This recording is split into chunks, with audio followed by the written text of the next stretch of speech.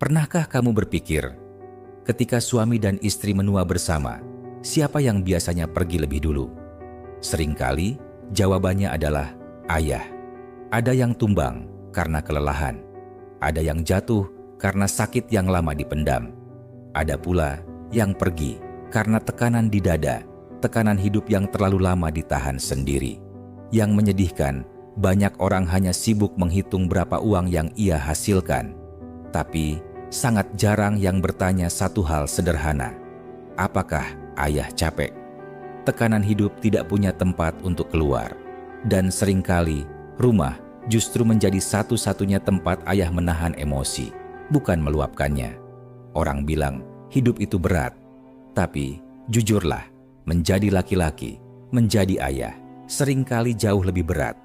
Seumur hidupnya, pikirannya hanya berputar pada satu hal. Kerja, kerja, dan kerja. Ironisnya, dari semua uang yang ia hasilkan, yang paling sedikit menikmati justru dirinya sendiri. Lalu, kepada siapa ayah bisa bersandar? Saat lelah, ia hanya duduk di kursi.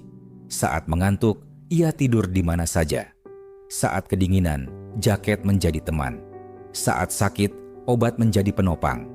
Tidak ada bahu, tidak ada tempat mengadu, hanya tembok. Ia takut anak-anaknya susah, takut istrinya tidak mengerti. Menahan lapar, menahan sakit, menahan sepi, sendirian. Karena itu, sebagai anak, jangan pernah bangga jika kamu bisa membentak ayahmu. Jangan pernah merasa hebat jika kamu bisa melawan dia. Menjadi ayah bukanlah panggung pertunjukan. Menjatuhkan ayah bukanlah prestasi. Dan membuat ayah menangis bukanlah hal yang keren. Itu menyakitkan. Ayah tidak pernah berdebat untuk menang. Ia jarang memakai kata-kata. Ia menggunakan punggungnya untuk menopang masa depan kita. Kita sering menyebut ayah keras kepala, kaku, tidak mau mengalah. Tapi jarang bertanya, bagaimana jika itu satu-satunya cara sederhana yang ia tahu untuk melindungi dan mencintai kita? Jika suatu hari ayah menjadi lebih pendiam, tidak lagi menelepon, tidak lagi mencari kita, itu bukan karena ayah berubah. Mungkin sikap kitalah yang perlahan membuat hatinya dingin. Ayah itu seperti sebuah buku, tidak banyak kata indah, tidak penuh kalimat manis, tapi isinya nyata. Ayah boleh terlihat biasa, namun cintanya berat, berat seperti gong yang dipukul sekali, tapi gaungnya terasa seumur hidup.